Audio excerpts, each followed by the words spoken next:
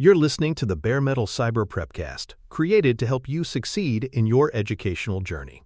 Learn more at baremetalcyber.com, where additional prepcasts, books, and training materials await. Let's get started. Prioritization in the context of risks and impediments is not a simple matter of tackling whatever appears most urgent. It is a disciplined process of sequencing stabilization, mitigation, and removal actions so that exposure declines quickly while durable fixes advance steadily in the background. The orientation emphasizes that ordering work must balance immediate containment with long-term resilience. Some risks can be neutralized quickly through configuration changes or temporary controls, while others require systemic redesign that may take months. Prioritization ensures that both are handled responsibly, reducing danger now without deferring structural improvements indefinitely. It also accounts for organizational realities, regulatory deadlines, cross-team dependencies, and available skills shape what can be done and when. Effective sequencing protects delivery reliability by aligning attention to where harm is greatest and momentum is most feasible, turning risk management into a continuous flow of improvement. A risk backlog structure provides the foundation for prioritization by capturing all identified exposures in a transparent, actionable form. Items include impediments, vulnerabilities, technical debts, and external constraints, each with context, owners, and proposed responses.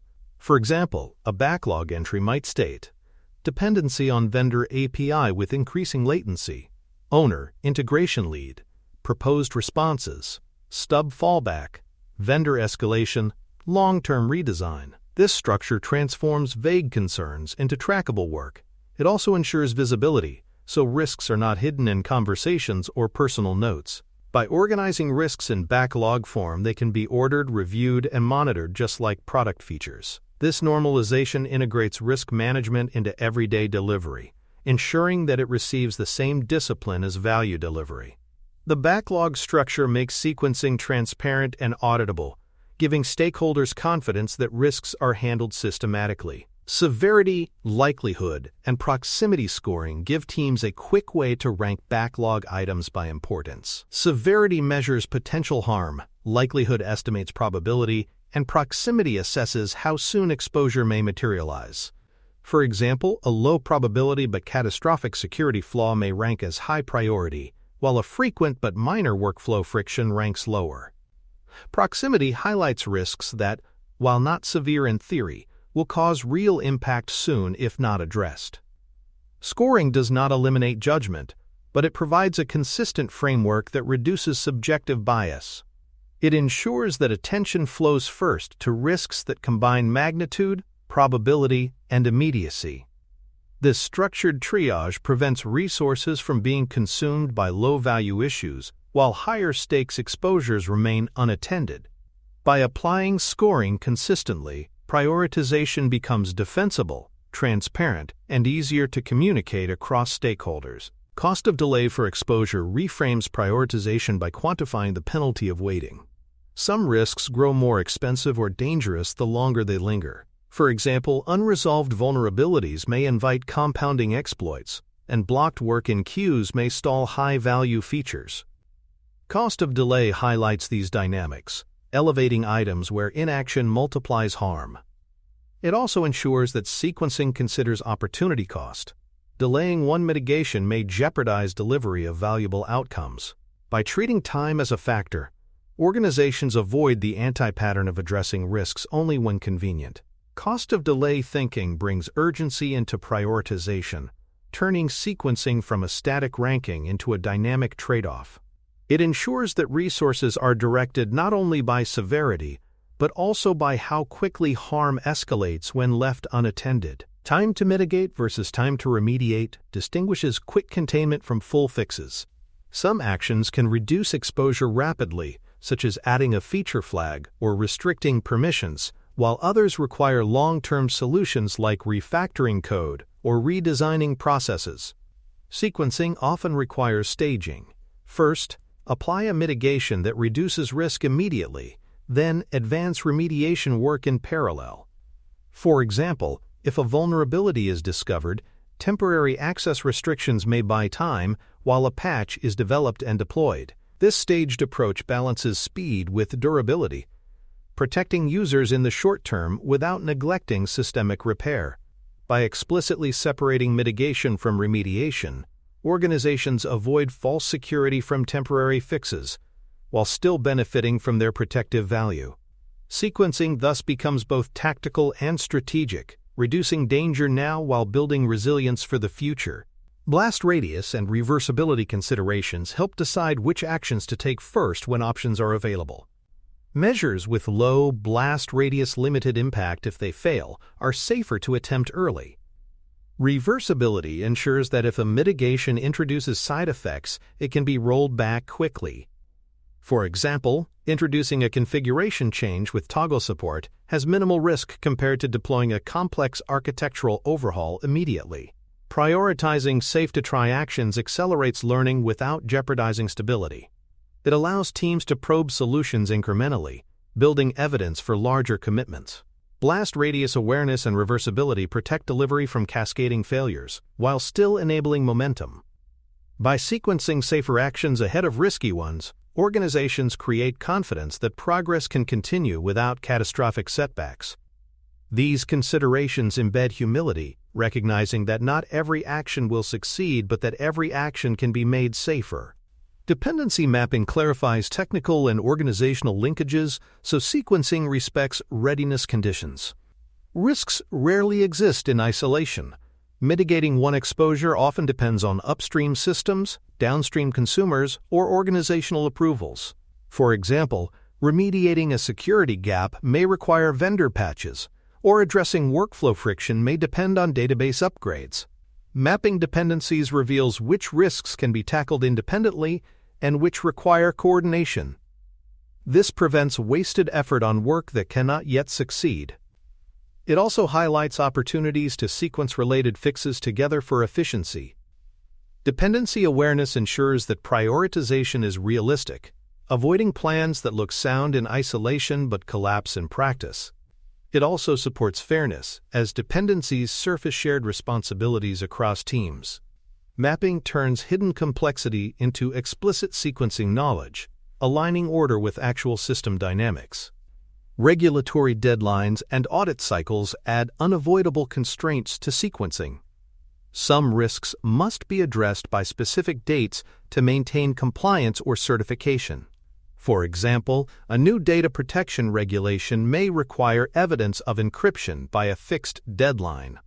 These obligations shape prioritization, elevating items regardless of internal scoring. However, quality and ethics must not be sacrificed to meet dates. Instead, sequencing must balance compliance with safety, ensuring that quick fixes do not create new risks. Transparency in how regulatory items are prioritized builds trust with auditors and stakeholders alike. By integrating deadlines into backlog ordering, organizations ensure that compliance is proactive rather than reactive. This alignment prevents last-minute scrambles and demonstrates maturity, showing that risk management includes external obligations as integral drivers. Quick-win stabilizers are small, low-effort, high-impact actions that reduce exposure immediately. These include feature flags, configuration changes, or access adjustments that can be implemented rapidly. For example, disabling unused accounts may drastically reduce security risk with minimal cost.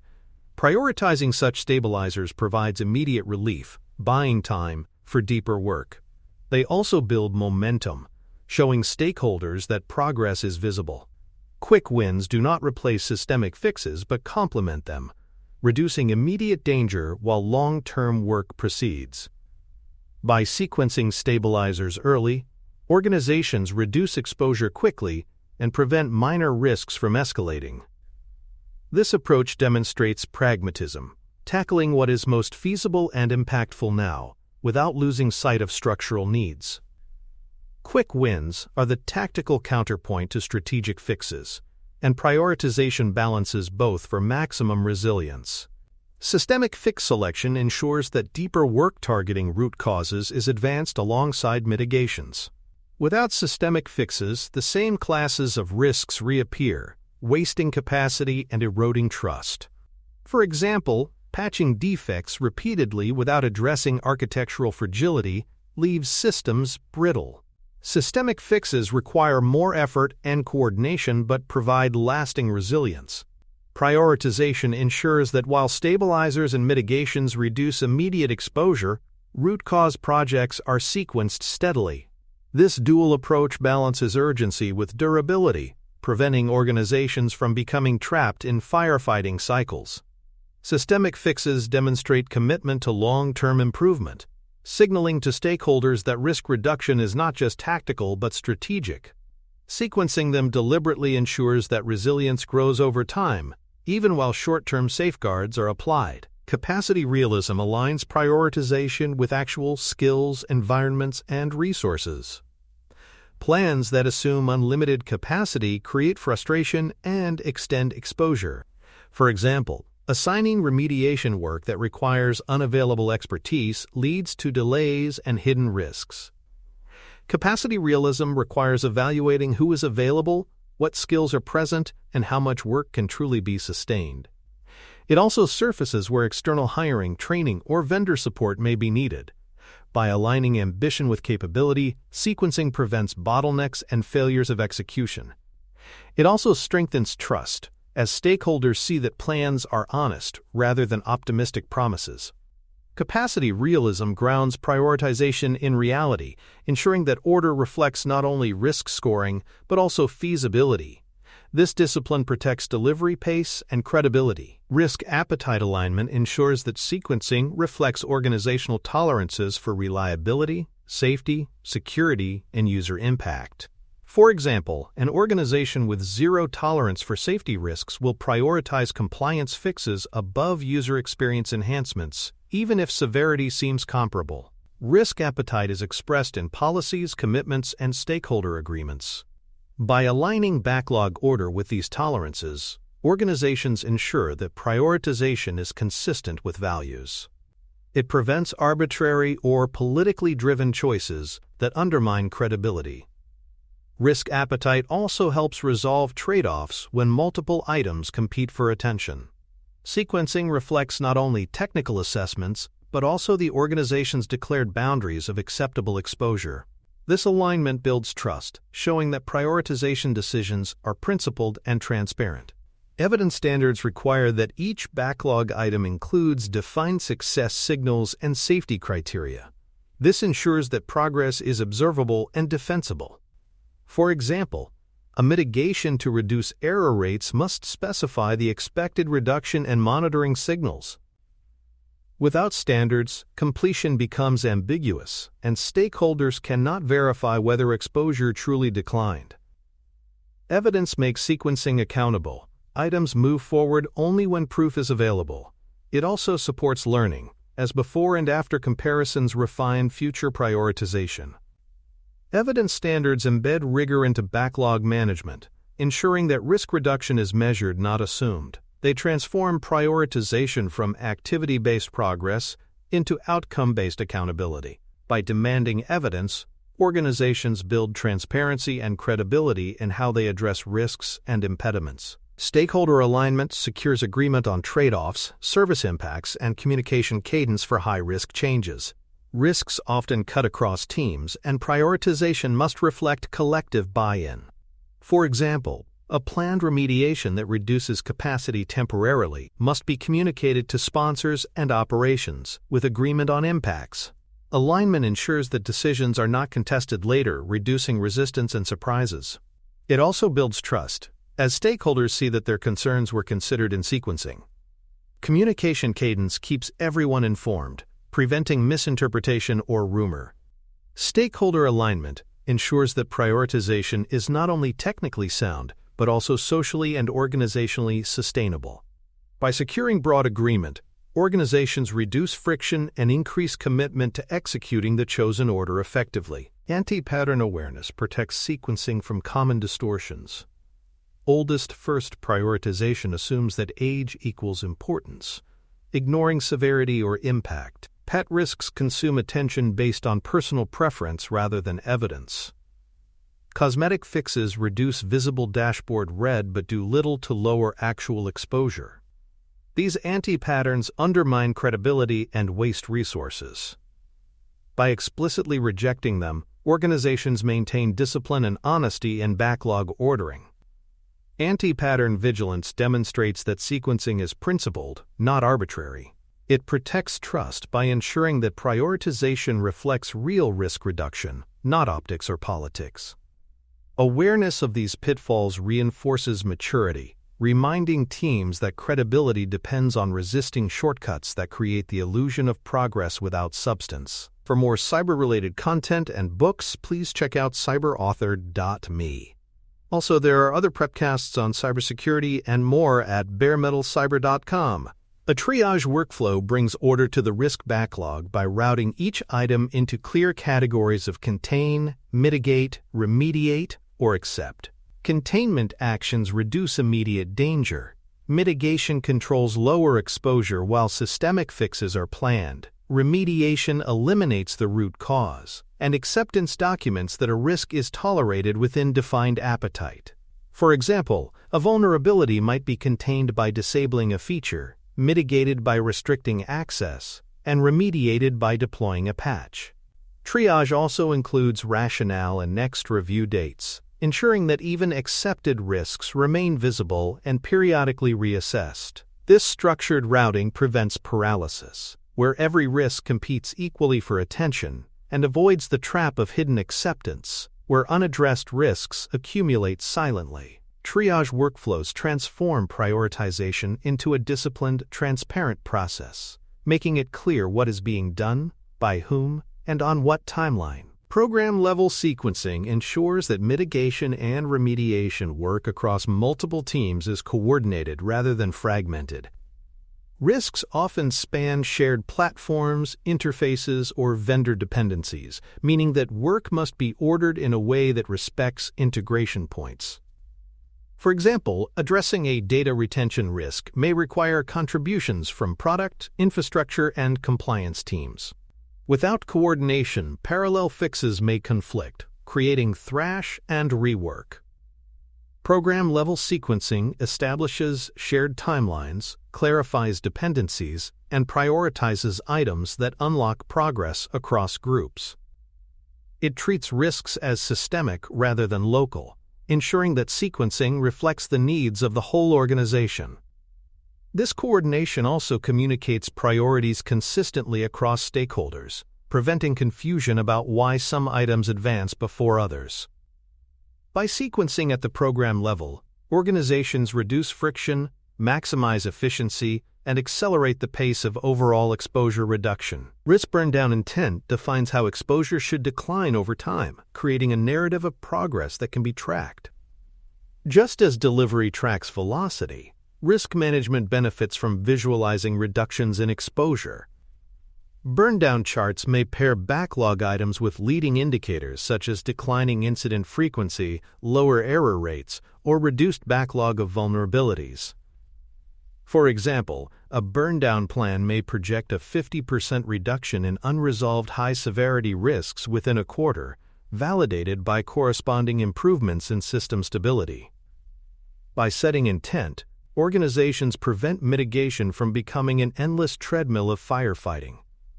Progress is tied to observable trends, not just completed activities.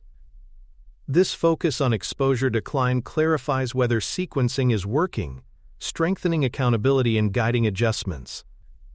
Burndown intent reframes risk management as a measurable trajectory, proving that prioritization yields tangible safety and reliability improvements. Calendarized readiness checks ensure that high-stakes work lands safely by scheduling pre-change reviews.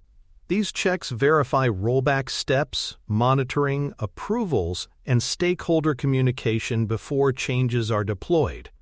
For example, before a database migration addressing a compliance risk, readiness reviews confirm that rollback scripts exist, monitoring dashboards are active, and sign-offs are secured.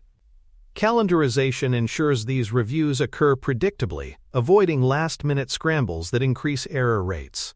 It also coordinates timing across teams, aligning risk work with delivery windows and avoiding conflict with peak periods or freezes. Readiness checks protect stability without stalling progress, ensuring that mitigations and removals are executed safely. By institutionalizing readiness, organizations embed discipline into sequencing, balancing urgency against caution. This practice demonstrates that speed and safety can coexist when preparation is systematic. A pilot-first approach reduces uncertainty by trialing mitigations in limited scope before broad rollout. For example, a new access control policy may be applied first to a single team or environment, with adoption signals and side effects closely monitored. If successful, the policy expands incrementally. If not, rollback occurs quickly with minimal blast radius.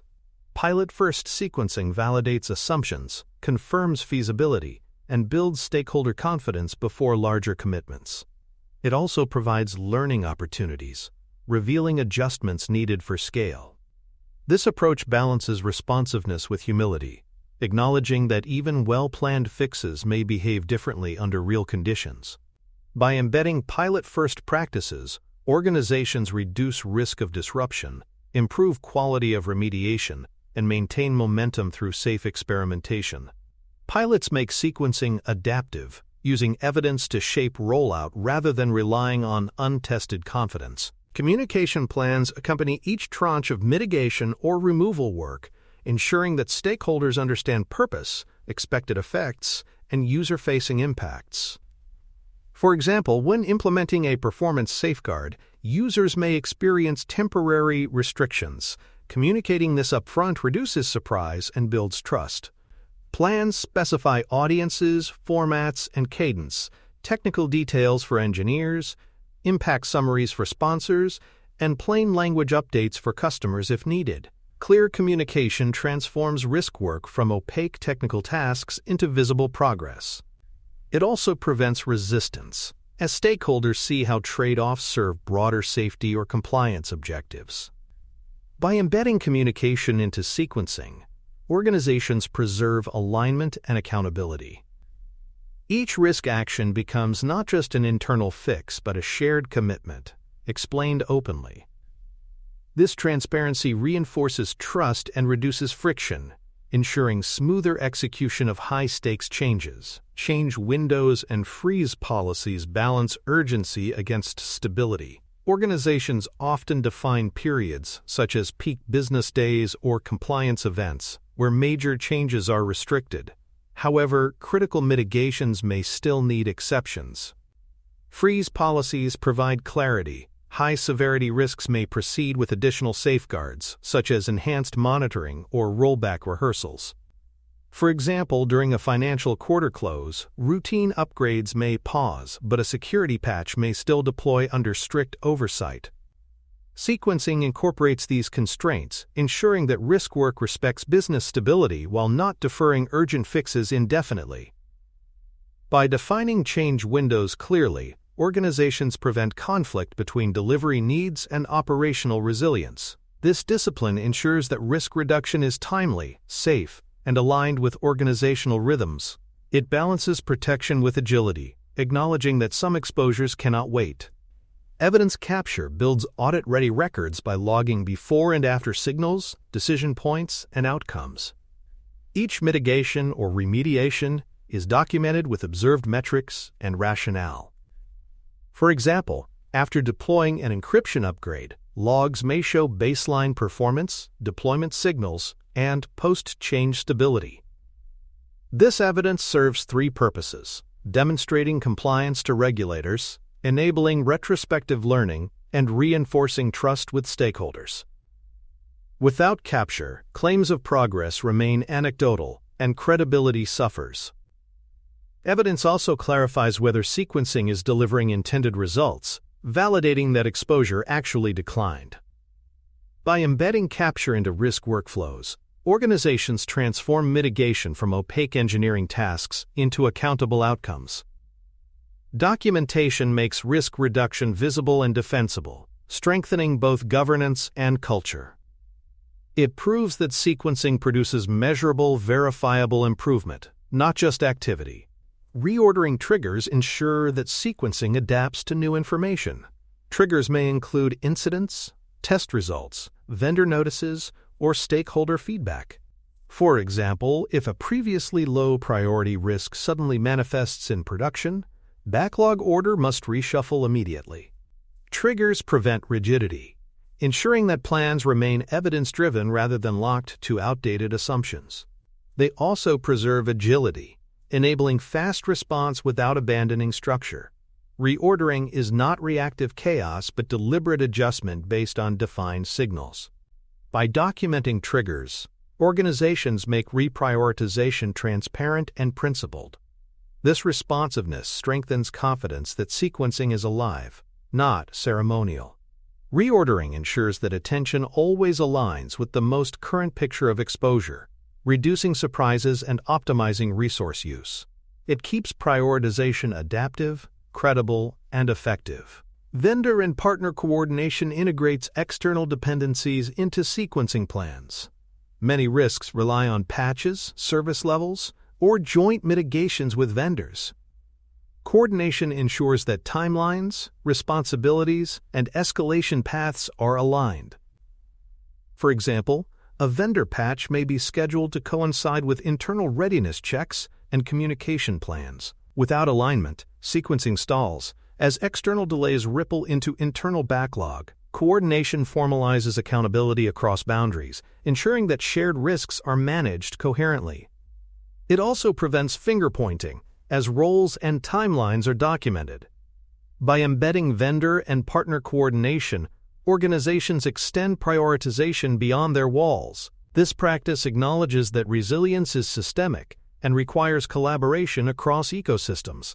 It strengthens sequencing by ensuring that external dependencies are not weak links, but active participants in mitigation. Funding and capacity shifts allow organizations to reallocate resources when risk signals exceed thresholds.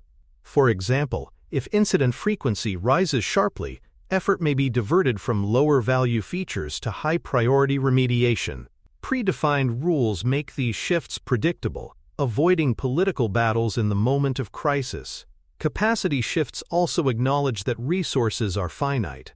Focusing on urgent risk means delaying other work. Transparent reallocation prevents frustration by showing that choices reflect evidence, not hidden agendas. It also builds confidence that safety and reliability take precedence over optics. Funding shifts ensure that prioritization has real teeth, aligning investment with exposure reduction. By embedding flexibility into planning, organizations maintain momentum even as risk landscapes evolve. Integration with product delivery keeps risk and mitigation items visible on the same boards and cadences as features. Hidden queues, where risk work is tracked separately, undermine prioritization and create the illusion that delivery is unaffected. By integrating, teams make trade-offs transparent. Progress on features and risk reduction is seen together. For example, a board may show user stories alongside vulnerability patches, with equal visibility and acceptance criteria. This integration reinforces that reliability and compliance are outcomes as real as customer features. It prevents risk work from being sidelined and ensures that sequencing decisions remain connected to product goals. By blending risk into delivery, organizations embed safety into the same rhythm of flow, reinforcing that resilience is part of value, not separate from it. Outcome review validates whether sequencing produced the intended decline in exposure. Reviews compare observed trends in incidents, error rates, or vulnerabilities to expectations. For example, if a quarter's sequencing plan projected 50% fewer high-severity risks, outcome review checks whether incidents declined accordingly. Reviews also update heuristics. If certain actions produced less effect than expected, prioritization methods are refined. Outcome reviews prevent complacency, holding sequencing accountable to results rather than activity. They reinforce that risk management is iterative, learning from each cycle to improve the next. By reviewing outcomes systematically, organizations strengthen credibility and close the loop between planning and evidence. This accountability ensures that sequencing remains a tool for progress, not performance theater. Success indicators confirm that sequencing is functioning effectively. These may include faster exposure reduction, fewer repeat incidents, and steadier delivery despite ongoing mitigation. For example, stakeholders may note fewer late surprises and greater confidence in release stability. Teams may experience reduced firefighting as risks are addressed earlier. These indicators demonstrate that prioritization yields not just risk reduction but smoother overall delivery. Success evidence reassures stakeholders that the system works, sustaining investment in sequencing practices. It also provides morale benefits, showing teams that their work produces visible improvements in resilience. By tracking and communicating these indicators, organizations prove that disciplined sequencing protects both delivery and outcomes. Success becomes measurable, reinforcing that prioritization is essential to sustainable agility. Sequencing synthesis emphasizes that responsible ordering of risk work requires more than intuition. Cost of delay thinking elevates urgent exposures, while staged containment to remediation plans balance short-term protection with long-term resilience. Program-level coordination ensures systemic alignment, while readiness checks, pilots, and communication keep execution safe and transparent. Evidence capture and reordering triggers maintain accountability and adaptability. Integration with delivery makes risk visible alongside value, while outcome reviews and success indicators close the loop. Sequencing is thus not about clearing the oldest items, but about reducing exposure fastest and safest under real-world constraints. Done well, it prevents crises, protects users, and builds resilience. It turns risk management from reactive firefighting into a disciplined flow of evidence-driven improvement, ensuring that delivery is both fast and trustworthy. Thanks for tuning in to the Bare Metal Cyber Prepcast, your trusted source for cybersecurity news and insights. Remember to subscribe at baremetalcyber.com so you never miss an update. And visit cyberauthor.me for best-selling cybersecurity books that equip you with expert knowledge. Until next time, stay secure and stay vigilant.